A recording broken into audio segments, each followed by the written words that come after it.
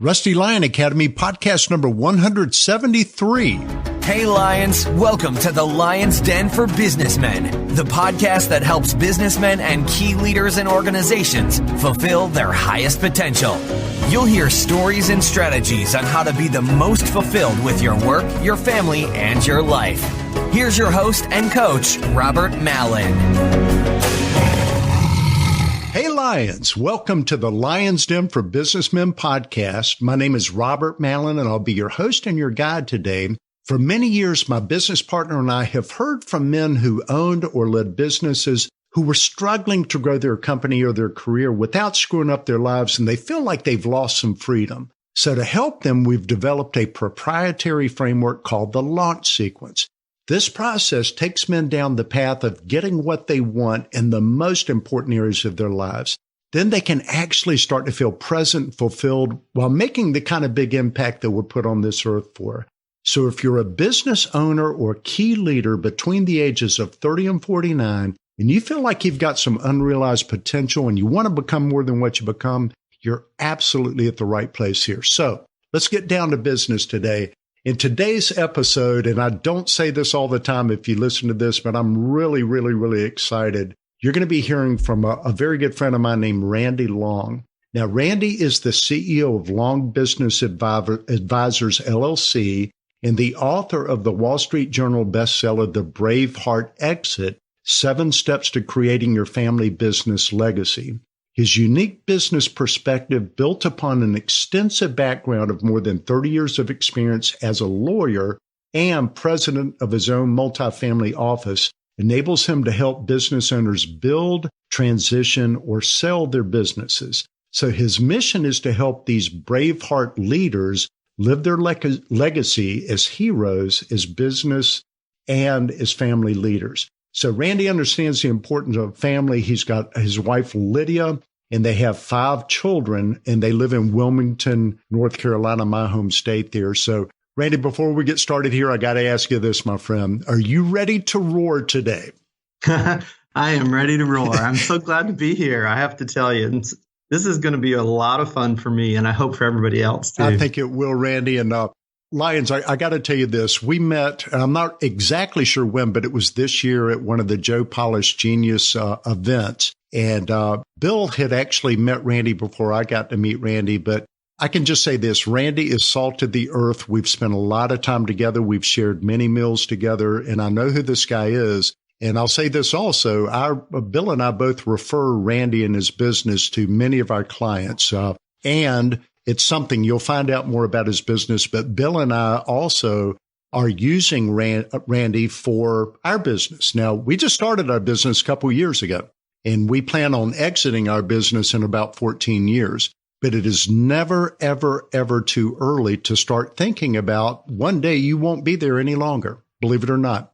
I'm thinking about a young man right now, Randy, who just launched his business on Monday of this week. So 3 days ago, I guess it is right now.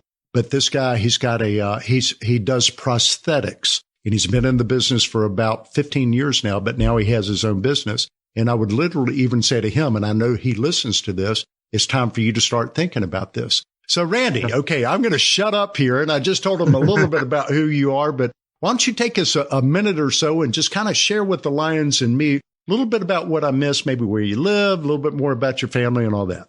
Yeah, I do have 5 children. My kids range from about age 30, getting ready to be 30, down to 16.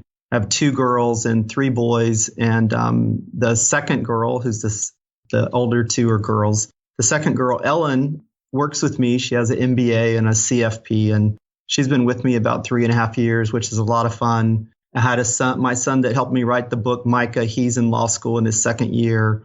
My other son, Matthew's in wealth management out in California. And my daughter, the oldest one, she's given me 2 grandkids, which we're having a total blast with. And my youngest one, he's probably the smartest of all. He's 16 and is half in high school and half in college. So my wife is a busy woman, let me tell you. Now, your 2 grandkids, do they live close to you in Wilmington or in that area? No, they're in D.C. My son-in-law works, with Northrop Grumman. He's got an MBA from Georgetown, a really smart kid.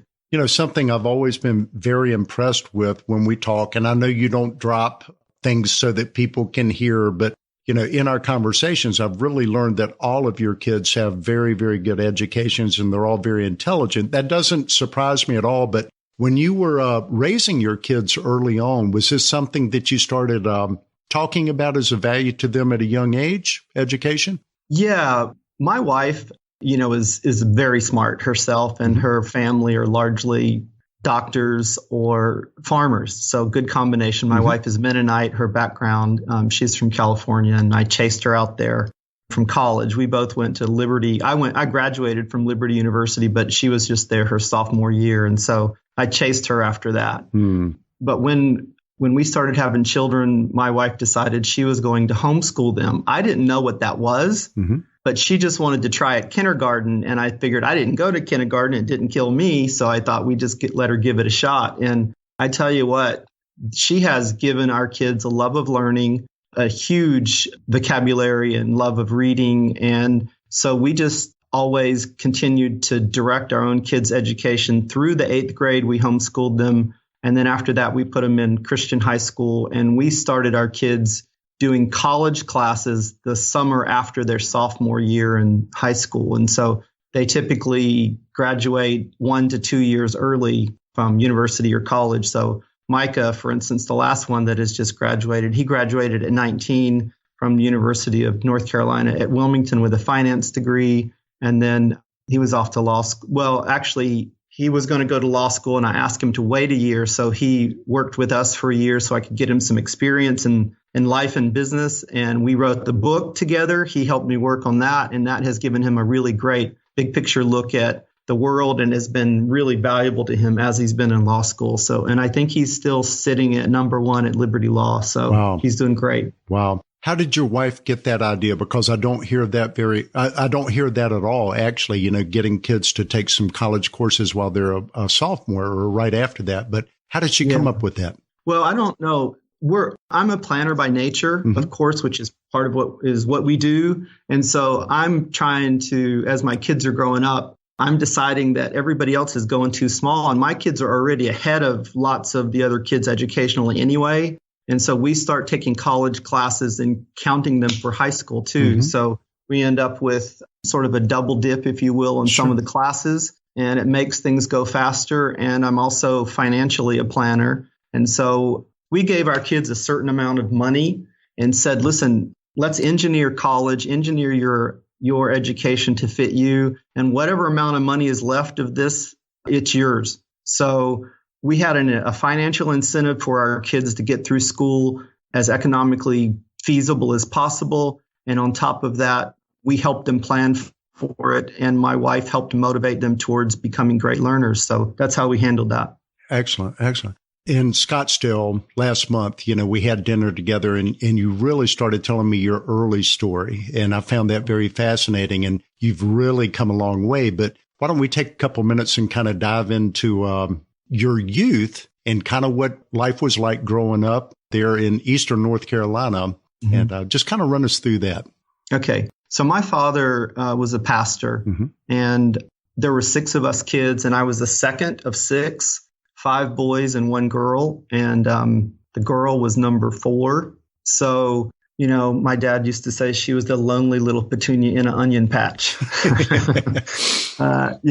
Anyway, so we, of course, being a pastor of a small church, my dad never had much money, but he had a great love of the Lord and loved to share Christ with people. And so we learned early on that if we were going to have money, we were going to make money. And so I actually had my first job at 6 years old. I was picking, at the time we lived in central North Carolina, and I was actually out there picking small cucumbers for pickles, that they made. So we got paid 5 cents a little bucket that we picked. I'll never forget that. So I've been working my whole life, and I loved when I was growing up. I loved working for entrepreneurs in particular, not big companies, but entrepreneurs, because I loved to learn from them. I loved watching how they lived, what their lifestyles were, the fact that they were decision makers, and how that they could change their lives with their own decisions. And so I began to learn from them. And when I got out of college, I decided I wanted to emulate them. I've always wanted to be self-employed. And so I worked my first year, I worked with the hospital corporation and did some cool things with them, building a warehouse to consolidate 7 hospitals under one distribution system. That was a lot of fun. And then after that, I got into work with Prudential Securities in Newport Beach, and I worked with that firm for a couple years. And then I realized that I got my CFP and realized that the kind of work I wanted to do, I needed to know a lot more. And so my wife's mother had heart problems and such, and we had moved up to the Central Valley. And by then I had a little girl, and I didn't want to move away from there. And so I went to law school at night. There was a law school that had started about maybe 10 years ago, but it was a night school in Central California, San Joaquin College of Law. And so I did what I could do. And I think sometimes people are, they get petrified, if you will. They get terrified, deer in the headlights kind of thing, that they can't do what they really, really want to do. But I always tell people we have to focus on doing the next thing. And so the next thing that I needed to do was get the education. And so I went to law school at night. And then I worked with a law firm for about a year and a half. And then after that, which would have been about 1991, I opened my own law office and my own wealth management firm. And they were side by side. And I had other employees, other professionals, other lawyers that worked in each of those businesses. But I ran both of those businesses. I was the only person that worked in both of them. And I operated that way until I moved to Wilmington, North Carolina in 2007. So, and at that point in time, we decided I was going to slow down a little bit, which I did. But eventually my wife decided she wanted me to go back to work and start working here when I say go back to work, I was working in California from North Carolina. So, but she wanted me to go back and started working out of North Carolina. And so I've done that. We built an office here 3 or 4 years ago, and Ellen started it with me. And so we created an LLC, which is our Long Business Advisors, and we do consulting work instead of legal work. We do it as a consulting firm instead of as a law firm. And so it's the same basic skill sets that I used in counseling, business owners and their families for many, many years. I'm sure I've worked with over 250 businesses, more than that by now, and over 2,000 families with estate planning and all that mixed in. So done lots and lots of work. Randy, something that intrigued me when you said, do the next thing. That's kind of like the focus when people don't know what to do next, just figure out what the next thing is to go after. That's, I would think, even a guiding principle for you in your life. And I could tell by the way that you said it, that that's a big deal. Where did that come from? Do you remember the origins of it?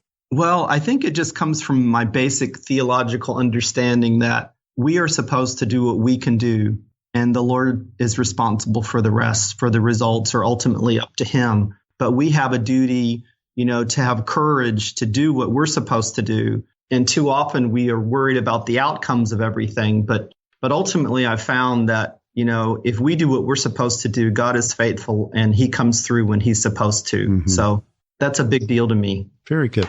Now, when you said, so I kind of knew that I needed more education. I needed to get more knowledge, and you decided to go to law school at that point. So what was your big picture at that point? What did you see? Did you see then what you're doing now? Yes, I did, as a matter of fact, because I wanted to have an integration between, and the reason I ran 2 different companies side by side, if you will, is because I wanted to somehow to do business in an integrated fashion. I wanted to plan at the nexus of family and business. Mm-hmm.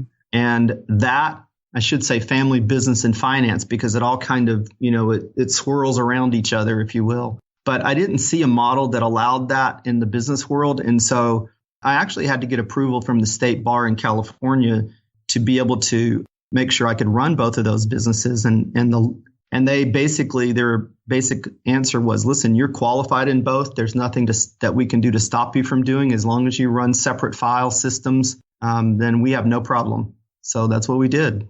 So let's, I think right now would be a really good time for you let's uncover what you do with Long Business Advisors. And let's give the Lions kind of an overview of what your specialty is. Yeah. So what we like to do is we like to work with business owners to help them put their business in such a place that it's always ready for a sale. Now, that doesn't mean that they have to sell it, but because they may, their desire may be to transition it to their kids one day. It may be that they won't survive until, the end of those times, and they may die before they get to do the transition they're planning for. So our planning work is really to encompass having the family ready and the business ready for a possibility of a sale or a tragedy, frankly. I want my clients always ready for whatever is going to come their way. And so in stating it in such a way that the business is always ready for sale, to me, is putting the company at its highest and best use. It's firing on all cylinders. We have the right people in the right bus and the right seats, and we have goals and direction. And we also have defense in place in case we lose a key employee or a key client, or the owner doesn't survive, or we get an offer, or we decide we want to sell in a year. And so all of that ramp up work is done and prepared. And so I like my clients to live prepared. Mm-hmm. To me, as I read the book, Randy, the word that came to my mind most was this is a very proactive system. And the thing that impressed me the most was, even if you don't sell your business, even if you keep your business for, maybe even generations past you, you're still running the business proactively at its most, what's the right word, Randy? Optimum. It's at an optimal state of being, because you're looking at, the people that are within the business first. That was one of the things that you talked about, was having the right management team in there, having the right employees in there and all that, and then doing all the other peripheral things that you need to do so that you're safe, I guess you could say, as well as you could possibly be. But and by the way, you're going to hear this some more, Lions, but it's called The Braveheart Exit. You can find it on iTunes. I've read the book. It's a fantastic book. If you're a business owner of any sort, you need to be reading that book. But, well, Randy, so that's a great overview there. You've obviously, and I know the Lions have already, understood this, you've got a lot of accomplishment in your life, and you've done a lot of, really, really good things, and you're very self-motivated and educated. When you look back over your life and your business life, what would be the one business accomplishment that you're most proud of over all those years? Yeah, I thought about that a little bit, and it's actually kind of difficult for me because I don't think of myself as having, huge proud moments. But when I've chosen to talk about one, which is in particular a case that we worked with for a number of years, and so it's not a moment. Mm-hmm. It's actually the end of the process, and that is, we started with a company that was a startup itself, and we counseled and worked with that business owner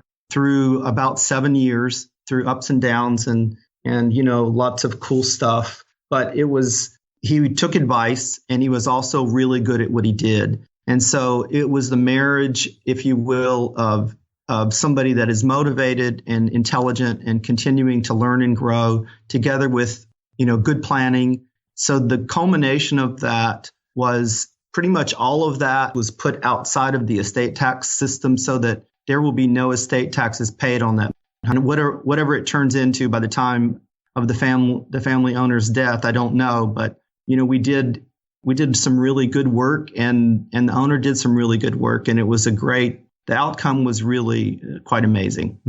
Do you remember the day that he sold the business? Like, were you there, by the way, or was it? Yes. Okay. It was surreal, honestly. I will also say it's a little bit anticlimactic, because to me, the joy in it is also in the process and in the doing of it. So I try to tell people too that ultimately, if your eyes are always too far on the horizon will always move. Mm-hmm. So it's real important, to enjoy who you are, what you are, your family, your faith, serve the Lord with gladness every day, so that things aren't just the moment that we're looking for. You know what I mean? Mm-hmm. Absolutely. There's a book right now that Bill, he's on vacation right now for a couple of weeks with his wife down in the islands, but he sent me a text, and it's a book called The Monk Who Sold His Ferrari. But I'm reading the book. I'm about halfway through it. It's pretty good. But one of the things that I was reading this morning goes right along with what you're saying, Randy. He said that really joy comes from accomplishment. And what that means is that doesn't mean crossing the finish line, like the guy getting the thing, but it was really the process of accomplishing your purpose here on earth, which is a lifelong purpose that people go after. So even after he got that money, he still has a purpose to go after. And, and I'm sure that still brings him joy. He didn't just stop at that. So. No, that's why I tell people that when we're doing planning, we want to plan if they're wanting to leave their business, that we want them to plan what they're going to, not just what they're coming from. Mm-hmm. Have you ever heard the story of the Apollo guys who got depression? Do you remember that? I don't think I've heard that. Well, this goes right along, and you can use this with your clients. But what they found was back in the mid to late 60s when the Apollo, was like a big deal. You remember it, and I do too, because we're that old, Randy. But but the guys would, like you go walk on the moon and you come back, and they had nothing at that point. And so I think it was around like Apollo 7 before they landed on the moon. They were like going, man, these guys are getting depressed. Is it something from, space that's causing this, or what's going on here? The problem was they had this huge thing that they were doing. They came back and they had nothing to do. Yeah. And so what they did was they got them very involved in other projects so that when they came back, they were leading these huge projects. So it was just a blip for them. Exactly. And they kept going, and they lost all the depression. Like none of the guys, after they figured this out, got depressed. Exactly. That's a life lesson right there. So definitely. Okay. So Randy, I hate to say it, but I love to say it too. You are a rusty lion. You're over 50. You're with my generation, and, definitely. Rusty lions are lion in life and rusty in character. And by that, I mean that all lions get scars, in battle, and all men fail sometimes. It just happens. But many, many times with those scars come some of our best lessons and our deepest wisdom. But Randy, where did your deepest scar or failure come from? And what were some of the details of it? And what was like one takeaway lesson you learned from that experience? Yeah, of course, like I say, listen, we're all going to fail or we're not trying, right? So everybody has failures along the way. And I also like to say that we fail forward and that we're learners because of it. So, learning is a big part of what we do as people as we fail, frankly. So yeah, one of my deep scars comes from we had a success with one of our clients that had exited from a business. And in particular, this guy decided that he wanted to be, I guess he thought he was a private equity guru after the business was sold. And so he started to want to invest the money himself. And I can tell you that it's a different skill set to build a business than it is, so if you build a business worth, $40 million and then you sell it and then you've got $40 million to manage, it's a different skill set to manage $40 million than it is to manage a company worth $40 million. And so in this particular case, I remember as this guy, was going through, and I tried to get him to do what we call an investment policy statement, which would have you divide the money in certain kinds of categories so that you could minimize risk in any of the categories so that, you wouldn't make mistakes with too much of the money in particular. And so, as time went by, my big regret here is that I helped this guy implement some of the things he wanted to do, even though I was opposed to them. Does that make sense? Mm-hmm. Yeah.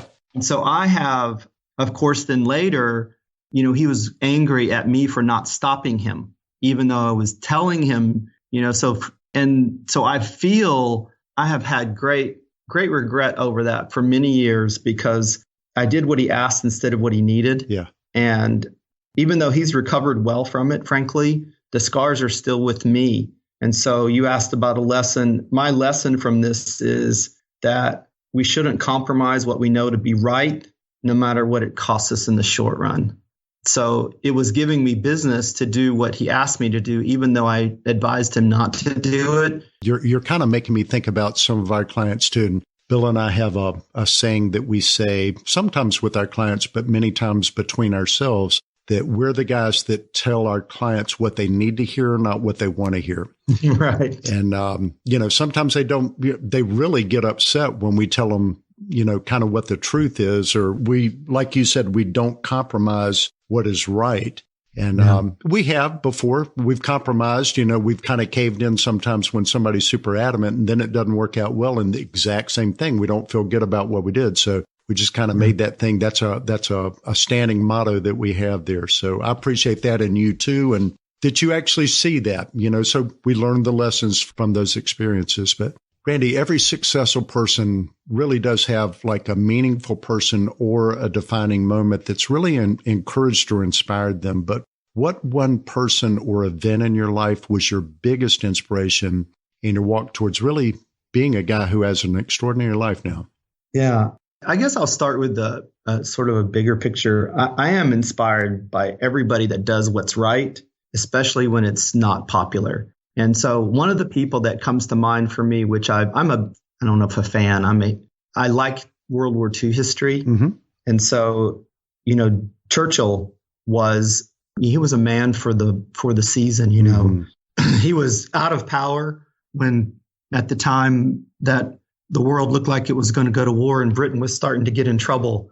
And ultimately he was elevated at the right time. And Winston Churchill led his nation through a defeat and defense of of their homeland. And he was an inspiration to me. I mean, looking back and listening to some of his speeches or reading them, he was a guy that basically he held up the torch for everybody to look to and gave them hope when it looked like they were in certain defeat in the Battle of Britain. It looked like they were going to lose it, which was the air war over Britain with the Germans. And so I've always admired Churchill's tenacity to stay and, his famous saying, never give up, never give up, never give up. Right. And so I admire, men that will stand in the face of adversity and do what is right, even and he had lots and lots of people that were condemning him. So, and were, wanting to replace him, but he stood tall and he led the country through the war. Now, after the war was over, they voted him out. Yeah. But I credit, Winston Churchill with the victory of defending his homeland. So I'm really admire him for that. I think that never give up speech, that's probably one of the best speeches ever. And Lyons, if you get a chance, you can actually look at it on YouTube and watch it. It's very, very short. But he said exactly what needed to be said that day. And I can remember the crowds just going crazy right after that speech, and the applause and all. But in the most minimum amount of words probably of any speech ever given, it was just such wisdom he actually had at that point. But I love that. He was such a little, you said he stood tall. And I was thinking, he was a very short guy who stood very, very tall. And when you look at that, and Lyons, I think this is a good thing. It's not necessarily how you look that makes you a leader or a good leader, because he was a little pug guy, with a cigar hanging out of his mouth and just not a handsome guy at all, but definitely not. What a leader. What a leader. One thing too, Randy, something I really admired about your book, and Lyons, I think you'll find this great. He starts every chapter with a short little history, maybe a page or a page and a half, and then he takes a lesson out of that history lesson and applies it into the chapter. And I found that intriguing. I don't know exactly how you did it, but it was very, very neat to me that you did that. Yeah, that was a lot of fun going through history and picking the stories we wanted to lead with. Yeah, good stuff. Successful people take control of their thoughts. And that's a big, big, big deal. But what would you say is the mindset that's really helped you get where you are today?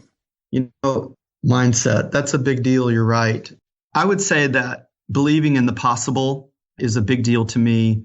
Like I said, the Bible says, I can do all things through Christ, which strengthens me. That's a verse that I really like. And the idea that, there's nothing ventured and nothing gained, and that it takes, what's the word here?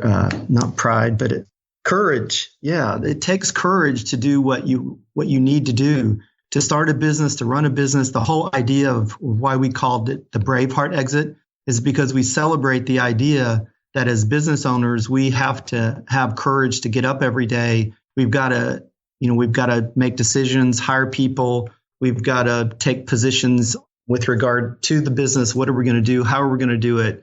We've got families to lead, businesses to lead. We've got to put our money and our name and out there and risk it. And I think it is the business owners ultimately that made America great in the 17 and 1800s. America rose to prominence because we were a country of entrepreneurs, and that entrepreneurial might made America great, together with, of course, its founding fathers and those that came over for the freedom of religion. That combination of freedom of religion and entrepreneurialism is an unbelievable combination. Mm-hmm. And it is what has made America great. Totally agree. If I could ask you this too, because you came from very humble, beginnings, and now, you're pretty well off. You do quite well, and you've got a very, very nice business going on. There had to be a change in your mindset that you said believing in the possible. Where do you think that came from? How did you get that? Because many people can't escape the ceiling that they're in, from their youth. Yeah, that's funny. I mean, my dad, I said, was a pastor, but he also, loved people that were doers and people that were willing to take risk. And he understood even, way back in the 50s and 60s, my dad he loved to read like Think and Grow Rich, things like, even though my dad really was nothing about money. And I mean that sincerely. My dad pursued the Lord and served him, but he also understood that, you can't serve, you can't become, and you can't be anything for people that live a life of self-pity and fear. We have to conquer fear. Fear is a demotivator of every possible thing. And so my dad, of course, had courage to do it made him honestly a great evangelist. He was not afraid to talk to anyone at any time about the Lord Jesus Christ. I've never seen anybody like him, except maybe Billy Graham. But anyway, he had courage, and he loved the idea that courage should be applied everywhere. And so in business, we've got to have and we've got to live lives of courage. And that courage gives us a chance to risk, and to risk wisely, of course. But it is with that mindset that we must, as entrepreneurs, get up every day to know that we've got to go to battle and we've got to fight this good fight. Love it, Randy. We're going to keep going, but I could talk to you all day long. I'm just saying that. Okay. We're at a part of the show that I call the lion sprint. And by that, I mean, when a lion is chasing like an antelope, he's kind of hauling along. But these are short questions. They don't have to be short answers at all. But what would be the one specific thing you'd like to change in your life right now that would help you have an even more extraordinary life? Well, for me, you mean? Mm-hmm. Yeah. I'm trying to work on reducing my travel a little bit. That's one of the things that I'm trying to. So we're creating a program, that is going to allow us to do better work online and, over, using technology as opposed to me traveling as much. So I'm working on that. So really, it's just sort of, and I'm always daily trying to realign my priorities and remember my priorities, that about what's important in that faith and family and then serving our clients. I want to be a servant leader, both of my own employees, my team members, and also of the people that we work with. So, those are my big goals right now. What would be the one most important daily discipline or habit that you've developed that's really helped you achieve an extraordinary life? Well, because I am a Christian, I do pursue the Lord every day. I read my Bible in the morning and I pray, and so that gives me I like the idea that the Bible says, this is the day that the Lord has made. Let us rejoice and be glad in it. And so I like to start the day with joy and rejoicing and thankfulness and thanksgiving. And I'm not just thankful in the generic sense. I'm thankful to the one who made me and made this world, and for all that he's given me and all the things that he's done for me and through me. Can I add something to that, Randy? You just kind of gave me a thought, but very, very recently, like every morning, I do the same thing you do, Bible prayer. And I also have something that I kind of go through, which goes back to kind of realigning my priorities, like you were talking about in the last question. But something I've started doing every single day is I've got a 1, a 2, and a 3 on this piece of paper. And it's things that I'm grateful for from yesterday. And so I have to go back and I have to look at yesterday and just think about the things that I was actually grateful for and actually say those out loud, which might sound a little bit crazy to the Lions, but I say it out loud. This morning, 2 of them were people on our team. And so I wrote them both notes early. It was like 5 something this morning, and just told them how grateful I was that they were on our team. Hadn't heard anything back. Don't need to hear anything back. But I think the practice of the gratitude, kind of goes along with what you were saying, just being grateful and just, like this is the day that the Lord has made. And, let's get out there and have some joy. Why not do that? So that's a good way to do it, is to be grateful, to increase that joy. So I'll shut up, Randy. It's your question, not mine. So I'll shut up. Okay. What have you recently read or listened to that you've, that's really had a big impact on your thinking that you'd recommend to the Lion's Den? Of course, I recommend my own book because it's sort of a summation of what I like to tell people. I don't mean that in such a way. I'm not out really hawking books anywhere, but it is a nice summation of the things that we like to. And I wrote it to leverage my time, truthfully, because there's so many people I felt like we could impact and we could do it better if we could write. So that's one thing. And the other thing, it's funny that you say, I just started listening to this series called, it's a podcast called Know the Truth. So it's ktt.org. And it's a guy that's Scottish, I think. And I can't remember his name right now, but boy, do I love it. And one of the things he talked about this morning was, he gave the example, or at least the one I heard this morning, was when Jonathan, from, I think it's 2 Samuel, he was King Saul's son and who was heir to the throne. And of course, he was friends with David, who ultimately became the king. But Jonathan, he came up to this Philistine camp and he said, maybe we should go in and see what the Lord would do with these Philistines, because the Lord can save with few or many. He's not limited by circumstances, because after all, he's God of the universe. And I just thought, what kind of person, would make that assumption that, that's a man of courage. So I just loved that story anyway, As a matter of fact, I named my youngest son Jonathan after that Jonathan. Oh, wow. Very, very good. Yeah. One of our lighthouse values is have fun and live large, because many of the men we work with, they take life sometimes too seriously. So what does it mean for you to have fun? What do you do for fun? I like to do new things. So, it's fun for me to do new things with people that are clients of ours, that I'm not from a certain area, and I'll go there and we'll do, things with them. They'll take me on various things. That's a lot of fun for me to spend man time. But I also love just, fun with my family. My 3 sons and I surf. And so as an example, we went to Puerto Rico last winter on a surfing trip. And how much fun was that? That was so much fun, for a week together with my 3 boys, dinner with my family and friends, just sharing time, and the richness of relationship is what I love. What would be, if you could only give one piece of advice to the Lion's Den besides just keep going, what would that advice be? Yeah. This is what I sign my books with, so if I could just leave you with one sentence, it would be this: live your legacy in such a way that you leave one that really matters. I'm writing that down. I'll say it again for you. Live your legacy in such a way that you leave one that really matters. Yeah, I feel like we spend so much time on things that don't matter. Mm-hmm. We waste so much time. We spend so much time sitting in front of a TV that is, poor entertainment anyway. So if we're going to be entertained, choose wisely. But, too many people waste their lives. Great stuff there. And by the way, Lions, that's going to be in the show notes page. Mark is the guy who does our podcast notes. So make sure and put that in there also. So Randy, if our audience would like to say thank you for sharing your story or learn more about, Long Business Advisors and what you could actually do for them, how would they get in touch with you?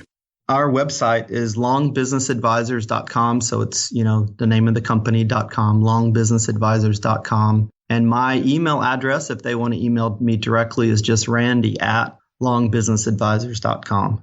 Great stuff. So guys, I would highly recommend now. totally frank with you. Before this year, I wasn't even aware that I needed to be looking at this stuff. But after reading the book and actually meeting Randy and spending time with him and actually talking to Bill, because Bill did it very, very well when he exited his businesses, he did quite well.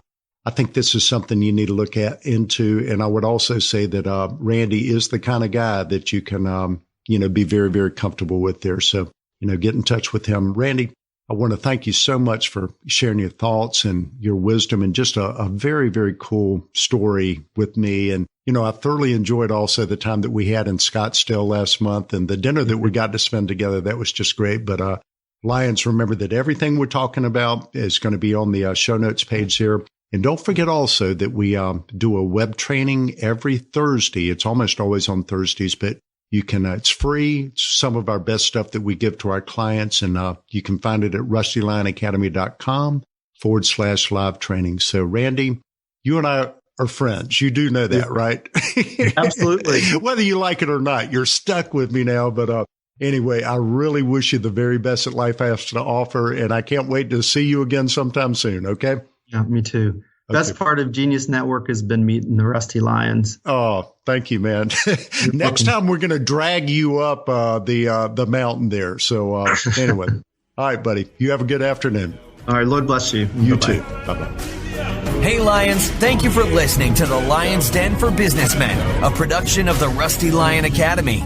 If you like what you've heard, go to rustylionacademy.com right now to discover incredible premium resources available to you for free that will take your work, family, and life to the next level. We'll see you on the next episode of the Lion's Den for Businessmen.